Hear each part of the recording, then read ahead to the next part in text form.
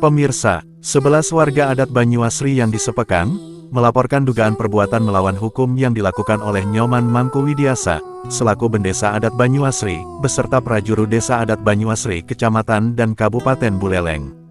Laporan warga tersebut kini sudah berlanjut hingga ke persidangan, dan telah memasuki agenda mendengarkan keterangan saksi.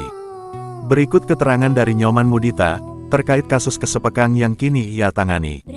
Fakta yang terungkap di persidangan, saksi-saksi tergugat itu mengatakan adalah semua sudah berproses sesuai dengan awik-awik, adat dan sebagainya, termasuk Paruman Agung katanya itu tentang masalah Kasepekang ini.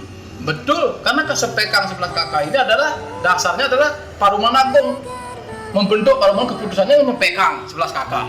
Tetapi sudah dibantah semua dengan dalil-dalil saksi-saksi fakta kami yang dilakukan beberapa bulan yang lalu, termasuk saksi ahli. Tidak ada aturan yang lebih rendah memerintah atau meniadakan keputusan-keputusan yang lebih tinggi. Itu hierarki perundang-undangan di Indonesia. Termasuk desa adat ini dipayungi oleh peraturan daerah nomor 4 tahun 2019, itu payung hukum bagi 1.400 sekian desa adat yang dibuat, termasuk desa adat Banyuasri. Itu. Nah, oleh karena itu disinilah akan diuji integritas semua untuk bagaimana keputusan nanti ini mendalilkan harus peraturan yang lebih tinggi itu tidak boleh dikalahkan oleh aturan atau hal-hal yang menyangkut perintah dan memerintah yang ada di desa adat itu. Mari kita bangun desa adat Banyuasri ini dengan baik, dengan niat yang baik, dengan berdasarkan ketulusan, keikhlasan, tanpa ada prediksi-prediksi, apalagi mengandung nilai-nilai kebohongan. Karena semua itu tidak akan menyelamatkan diri kita dan keluarga kita, kecuali kita berbuat baik. Yang merasa salah mengaku bersalah, yang keliru kita luruskan. Karena itu yang bisa kita tanamkan, gitu yang bisa kita tularkan kepada generasi kita. Jangan kita membuat situasi yang pecah belah, tidak menguntungkan bagi Bali. Mari kita bersatu. Ini bersyukur sekali ada Pemda Desa Pekraman yang mengatur terintegrasi. Bagaimana pemerintah sudah memberikan alokasi dana dan sebagainya. Kalau sampai ini berlarut, kan kasihan masyarakat lain tidak dapat menikmati haknya sebagai PKK, bagian keuangan khusus dari pemerintah tidak dapat, karena ini masih sengketa seperti itu. Lebih baik legowo. Hakim sudah jelas mengatakan kalau besok pun keputusan hari ini kedua belah pihak berdamai, akan diberikan. Itu karena damai itu yang paling indah. Begitu majelis hakim mengimbau kami semua. Dan kami pun, klien kami tak menuntut apa-apa, hanya nolkan kembali. Kalau sandi dicabut sanksi Kasepekang, dicabut sanksi Kasepekang tertulis ini, dengan memberikan sanksi yang lain seperti 3 opsi itu, ini kan memberatkan. Mana ada namanya perdamaian? Itu tidak layak lah, tidak lazim, tidak patut lah seperti itu. Oleh karena itu, kelayakan dan kepatutan harus ditumbuhkan di desa adat Banyuasri ini. Yang ego agak rem sedikit. Kita bangun dengan Satyam Siwam Sundaram. Adat dan budaya. Adat dan budaya tradisi. Karena kita Banyuasri Buleleng ini dikagumi loh. Buleleng ini gudang intelektual, gudangnya pemimpin-pemimpin visioner ke depan untuk membangun. Apa yang kita begini? Itu juga sengaja masih manusia makulas.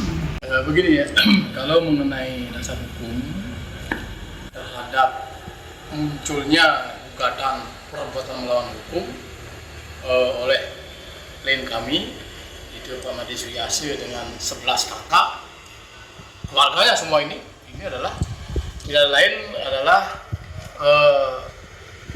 itu terkait dengan keputusan Desa Adat Provinsi Bali, Majelis Desa Provinsi Bali nomor 403 di tahun 2022 tidak dilaksanakan oleh klien adat dan prajurit Desa Adat Banyuasri. Nah, karena apa? Keputusan MDA 403 tahun 2022 itu adalah hasil wicara, hasil perkara yang diputus oleh Hakim Majelis Desa Adat Provinsi Bali terkait dengan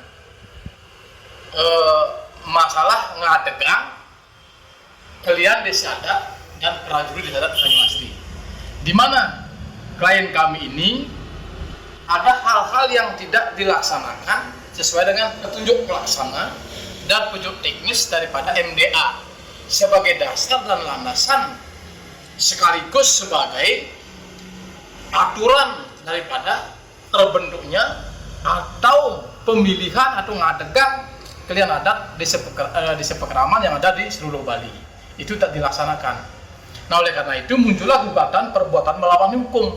Perbuatan melawan hukum ini adalah landasannya jelas, itu adalah peraturan daerah nomor 4 tahun 2019 tentang desa adat, di mana MDA ini adalah lembaga tertinggi daripada desa adat yang ada di seluruh Bali, termasuk desa adat Banyuasri.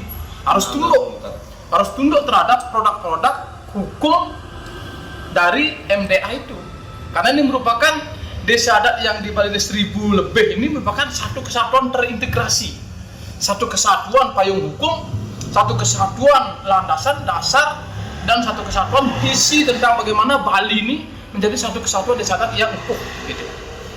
Nah, ketika hal-hal itu tidak dilaksanakan oleh kalian desa adat dan desa Pekraman, ini sudah 2 tahun klien kami tidak dapat sembahyang, tidak bisa melakukan upacara adat, masalah desa adat, dan sekaligus hak-haknya dikebiri dengan cara tidak melaksanakan keputusan hasil wicara dari Majelis Adat Provinsi Bali itu. Cuma muncullah gugatan perbuatan melawan hukum. Apa tujuan gugatan melawan hukum ini adalah tidak lain adalah bagaimana masalah keadilan yang menyangkut 11 kepala keluarga ini. Kepala keluarga ini besar loh. Ini Merajaan Gede, Pasak Gel-Gel, Pasak Tojiul, besar ini.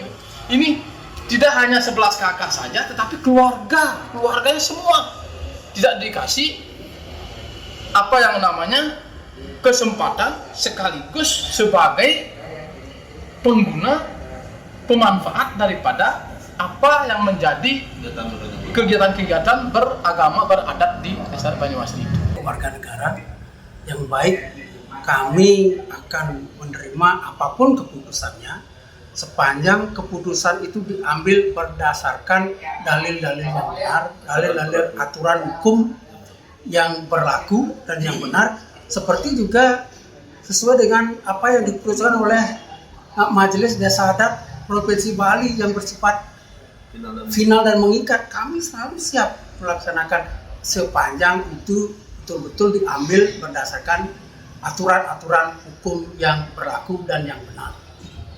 Dalam paruman yang dilaksanakan, Kramus secara spontan, secara serentak menyatakan menolak terhadap isi keputusan MDA itu. Jadi bukannya prajuruni tidak melaksanakan putusan MDA, tetapi harus disampaikan lewat paruman dulu. Ketika paruman menolak, tentu prajuruni kan tidak bisa berbuat apa. Jadi itu persoalan sebenarnya.